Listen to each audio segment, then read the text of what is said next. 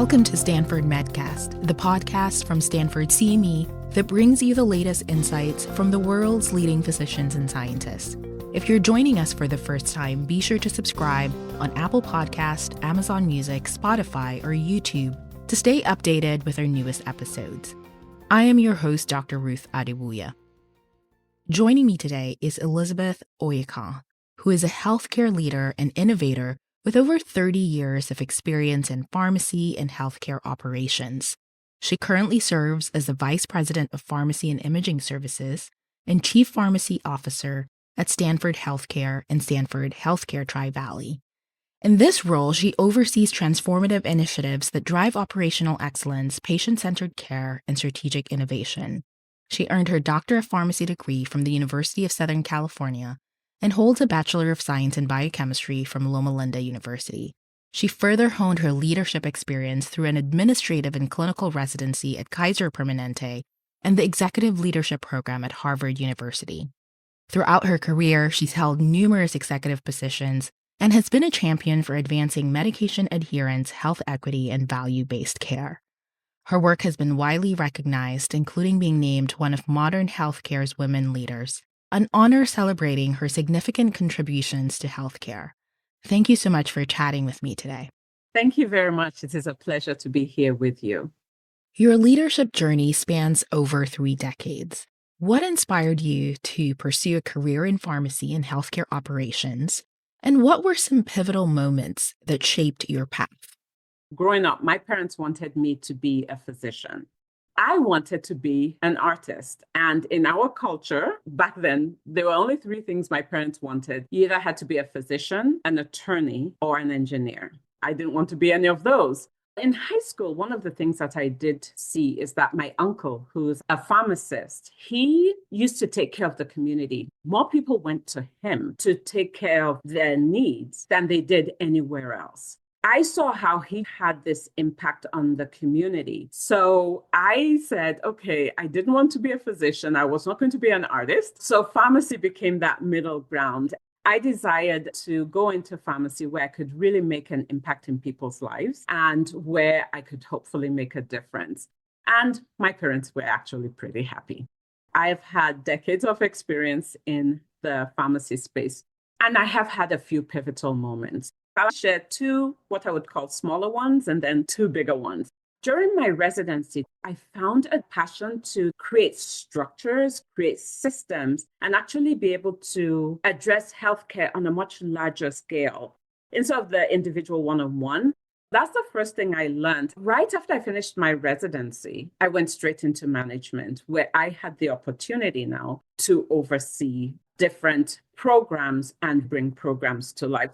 In 2000, I found myself at a new space in healthcare when I was in Kaiser Permanente, and that was in the space of population health and health equity. 6 years later, working with my physician leaders and my team, we had done some transformational and groundbreaking work, which was that we were able to develop a care model for delivering population health for not just rural, but underserved communities. Based on this care model that we developed, we became one of the top 3 in all of the medical centers in the Kaiser Southern California region. That care model became the prototype for population health.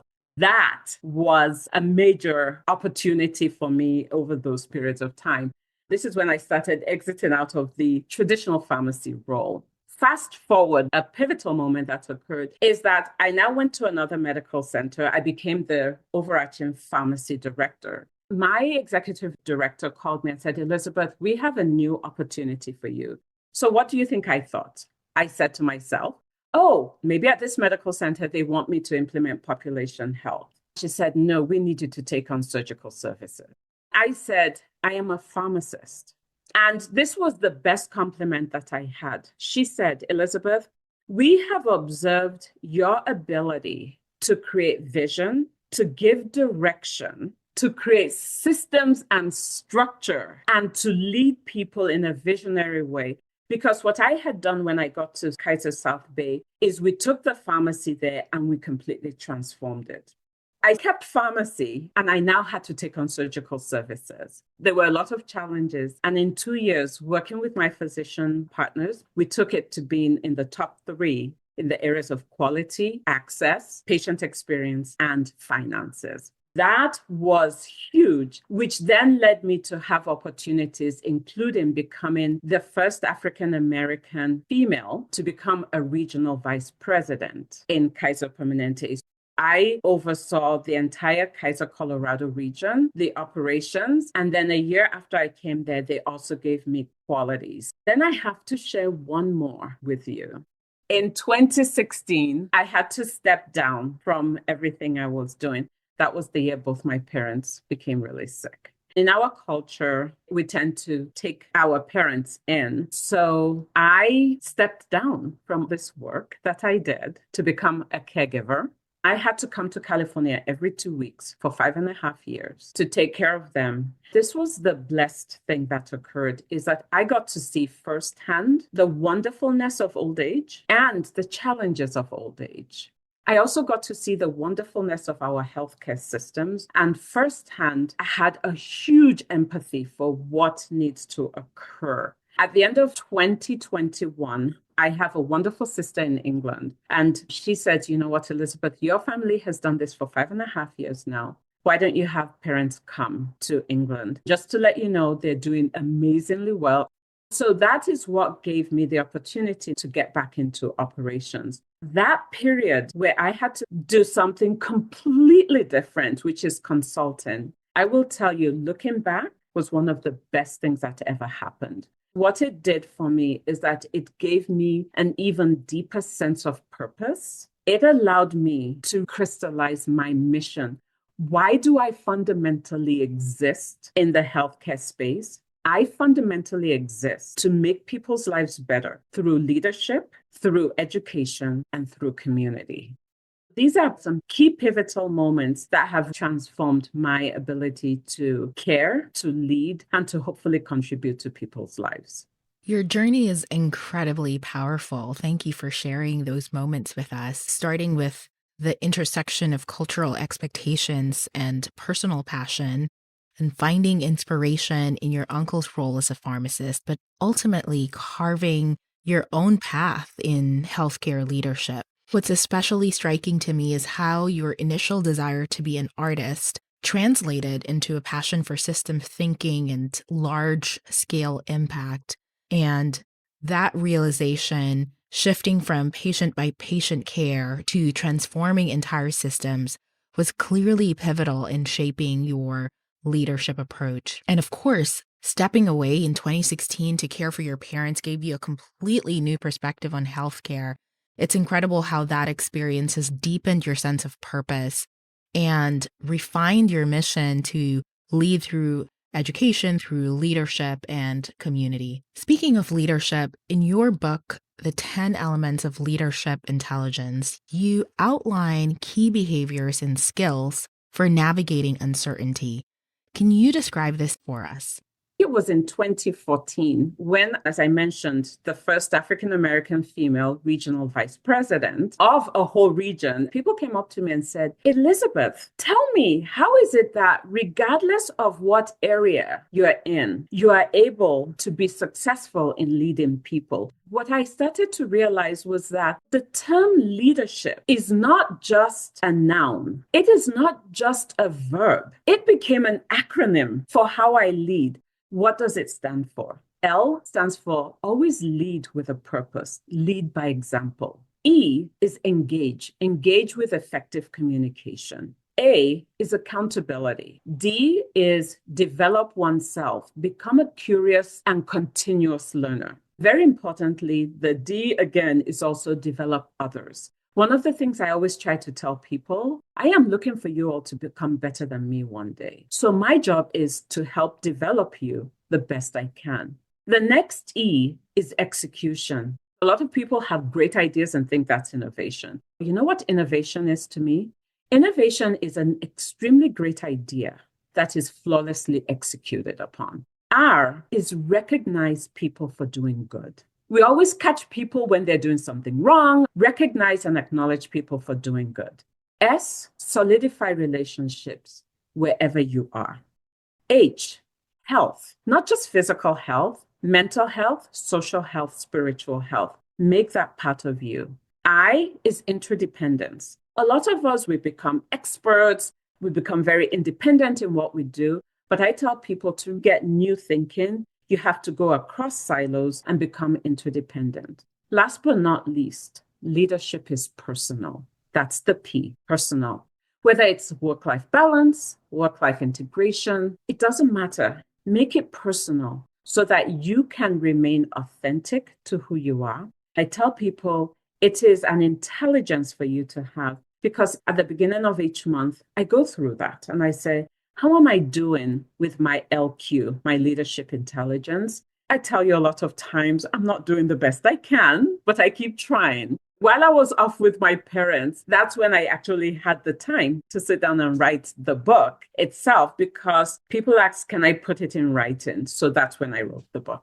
I really like that framework in which you've defined leadership, not just as a position, but a set of intentional actions and values. And you broke it down into these different actions, emphasizing health, interdependence, execution, but also developing others, really recognizing that leadership is not just about driving outcomes, but also about sustaining yourself and others along the way. Can you share a specific example from your career where these principles made a significant difference?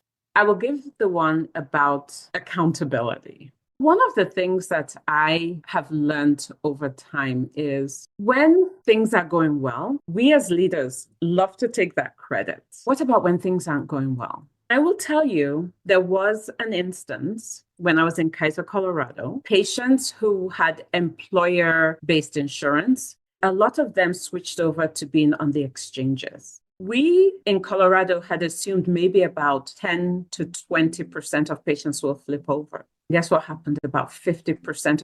All of a sudden, we were $100 million underwater. The question became, how are we going to turn this around and still have a positive margin? I could easily have said, this is out of our control because we didn't expect all these people to switch over. But I said, the buck stops with me. In owning that the buck stops with me allowed me to open up and get my teams together, work with our physicians to say, so what are we going to do? That actually allowed me to develop a new perspective on how to save money. It's called the V3, and I'm now introducing it at Stanford. But it is, how do you look at variation in the system? How do you look at the venue management? And how do we look at vendor management?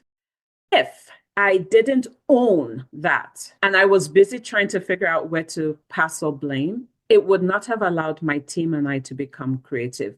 When you own things, it allows you to open up your mind. Within the first 10 months, when we put the V3 infrastructure in place, we saved $40 million. Now, I would tell you, we did have to do some labor management and a few layoffs. So I don't want to make it look like rosy. But as we owned it, we were accountable. We were able to open up our minds and figure out a way and come up with a process that, again, became a standard of how we do things. A great example of leadership in action and seeing these principles applied in a real world challenge, really underscoring the value that it can have in high stakes decision making. How did your background in pharmacy influence your approach to leading? And what is the role of pharmacy in the health system strategy? When I finished my residency, I went straight into management. While I was a resident, how I started to realize my deeper passion of systems is that I was asked during my residency to start building different pharmacy-led clinics with our providers. So like a pain management clinic, a diabetes clinic, oncology clinic.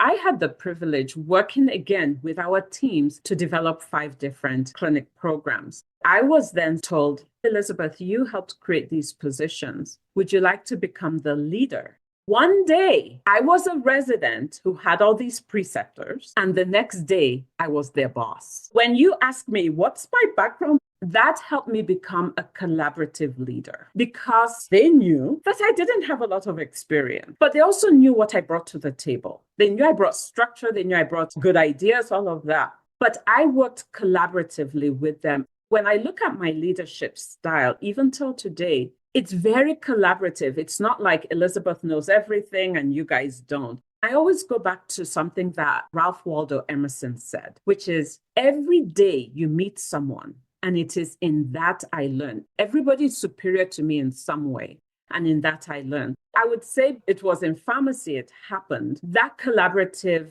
ability to lead is what has allowed me to lead in that way. Pharmacy, you exist to transform care delivery to improve outcome. We in pharmacy are important in the healthcare system to improve access. Not access just to care, but access to therapies. But also, pharmacy is critical in reducing total cost of care. I tell people I'm not sure we can actually reduce, but we can definitely bend the trajectory in which it goes up. The other thing pharmacy can help in the healthcare space is to help everybody work at their highest scope and to help everybody work uniformly. Most importantly, I would say, is pharmacy's role is to reduce disparities in healthcare. Because when you look at most of the patients who are in the healthcare system, a lot of them, it is about them having chronic conditions. And 80% of people on chronic conditions are on some type of medication. When I was in Kaiser, West Los Angeles, we saw that disparity. And I see pharmacy having such a role in helping reduce that. So that's why I go with the quintuple aim, and pharmacy's role in healthcare is better outcomes, better care, reducing the total cost of care, improving scope of practice for everyone, and reducing the disparities in healthcare. Your perspective on pharmacy's role in the healthcare system is incredibly insightful. Rather than viewing pharmacy as a support function, you frame it as a key driver of achieving the quintuple aim, improving outcomes, increasing access, and reducing the total cost of care, expanding scope of practice, and addressing health disparities. You've highlighted how pharmacy is uniquely positioned to shape the future of healthcare at a system level. The healthcare landscape is constantly evolving with new challenges and opportunities. What do you see as the most pressing issue facing pharmacy and healthcare leaders today? I would say the shift to value-based care is one. The integration of technology, automation into what we do, just the regulatory pressures, another one. But what I would say is the most pressing issue is our workforce. First and foremost, there's a new expectation now of the workforce, coupled with everybody who want to work from home and who have different expectations. That workforce perspective is one. I would say the other is the aging population and all the changes going on. We need additional people in the system, and we have a shortage. We have shortages, and therefore, for the people in the system, we're seeing burnout. Then the other challenge I see is upskilling. We now have AI. We now have technologies. I will tell you, I constantly hear people saying, oh my gosh, is AI going to take over my job? Am I going to be out of work? When I look at the number one challenge facing both pharmacy and the healthcare, it is our workforce infrastructure, dealing with the new expectation, dealing with shortages and burnout, and then dealing with the upskilling to make sure that they are already okay to do what needs to be done in this new landscape. I completely agree with you. Workforce challenges are certainly one of the biggest issues facing healthcare today. Everything you mentioned, from the balance between staffing shortages, aging population, and our ability to recruit, retain, and support healthcare professionals, is critical to maintaining the quality of patient care we need. Workforce stability isn't just an operational issue, but a foundational one that impacts everything from patient outcomes to the success of value-based care. At the same time, while these challenges are significant, they also present opportunities, and it's clear that addressing workforce issues will require innovative solutions in training, technology, and team-based care models to really ensure that healthcare professionals can work efficiently and at the top of their scope. With that in mind, as Vice President of Pharmacy and Imaging Services at Stanford Healthcare, You oversee hundreds of team members across multiple locations.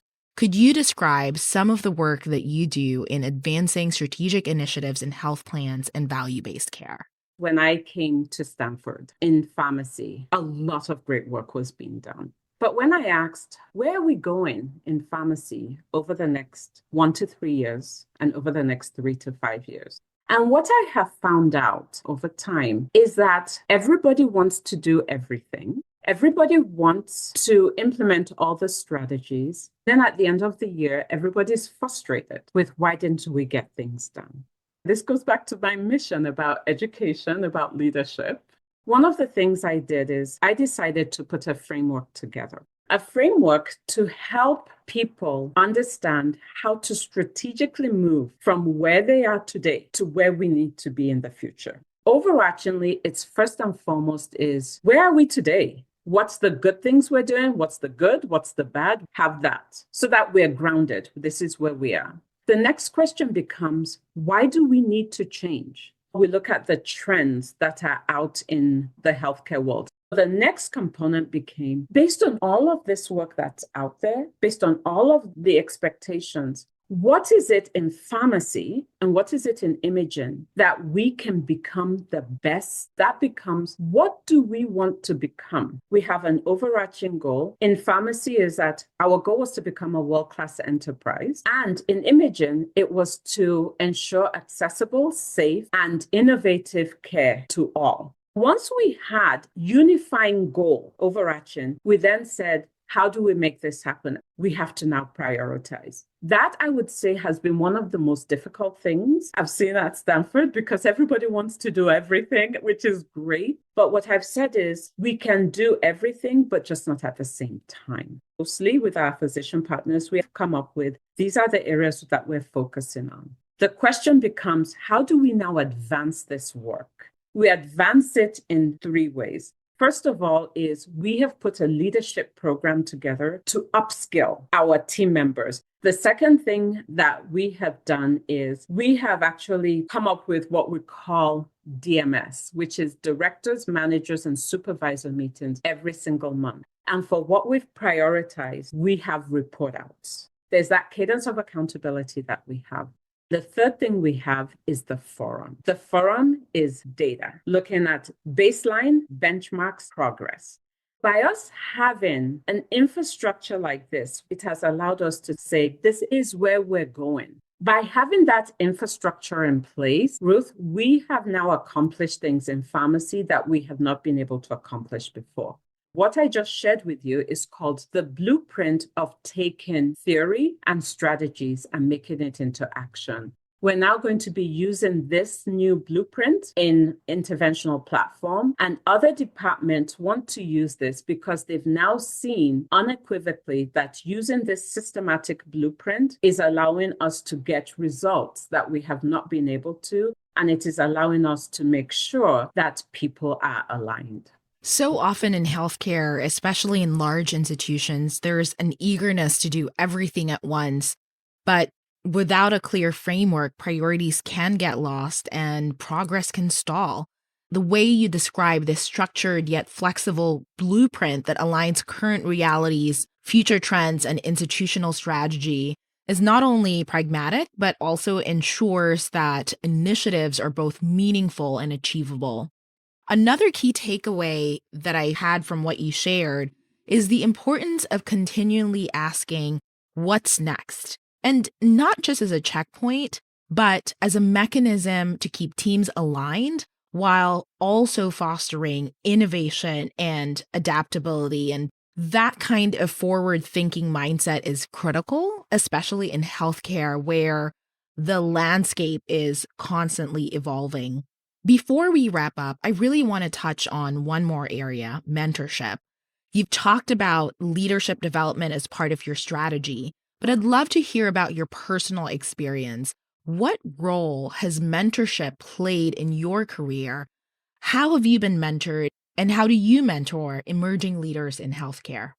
There are 3 types of people that have helped me in my career. One are mentors. When I was asked to take on population health and health equity, I was like, what am I doing here? I asked someone who was in that space, help me understand what it is I'm doing in this space. Then I started looking and saying, not just technical skills now, how do I begin to grow in my leadership skills? I started identifying people in the organization who I really admired. And I would ask if they would be official or unofficial mentors for me. Some of them were brutal in helping me see some of those rough edges that I had, but they made such a world of a difference. The other persons have been coaches. I have had coaches to help me see those blind spots. I've always said, if Magic Johnson and Kareem Abdul-Jabbar, which obviously this is showing my age, but if these people have coaches, then exactly who am I?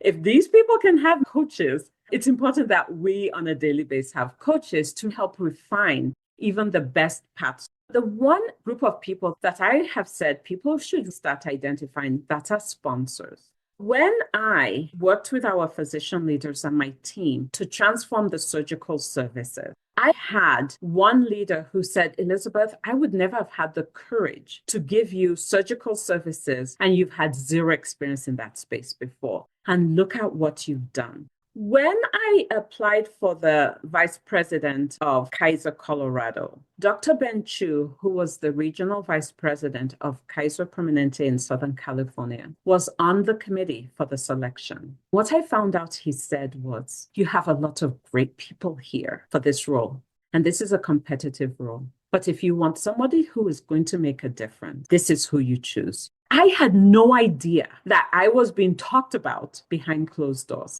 When somebody at a higher level comes to you and says, Elizabeth, that was a really good job you did. What is it that you are aspiring to do? I always tell people, have your 90-second spiel about how, number one, you're looking to grow. Number two, you're looking to improve and contribute to the organization. And number three, something unique about yourself. Those are the three types of people. Mentors who actually work with you to build yourself. Coaches who help refine you. And I always say sponsors who talk about you behind your back, but in a very good way to lead you into roles that you otherwise may not have access to. I love how you've broken this down into three distinct but equally critical roles: mentors, coaches, and sponsors. It's such a powerful framework for career growth because each plays a different role in shaping leadership development.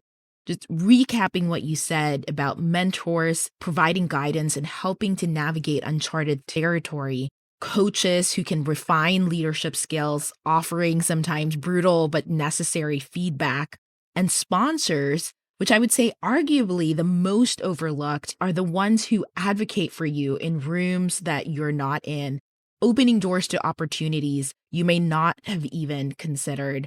This is such an important perspective, not only on mentorship and coaching, but on how leadership growth is about more than just guidance. It's about expanding one's perspective, fostering self-awareness, and embracing continuous learning. Your experiences highlight how leadership isn't a destination, but an evolving journey. I had more questions for you, but I feel like this has been an incredible conversation and the perfect place to conclude. Your insights on leadership, innovation, and the evolving role of pharmacy in healthcare have truly been inspiring. Thank you for sharing your journey and the invaluable lessons you've learned along the way. Thank you, Ruth. This has been a privilege to share a little bit about me with your audience, and hopefully people will be able to take a few nuggets here and there to make their own. Thanks for tuning in. This episode was brought to you by Stanford CME. To claim CME for listening to this episode, click on the Claim CME link below or visit medcast.stanford.edu. Check back for new episodes by subscribing to Stanford Medcast wherever you listen to podcasts.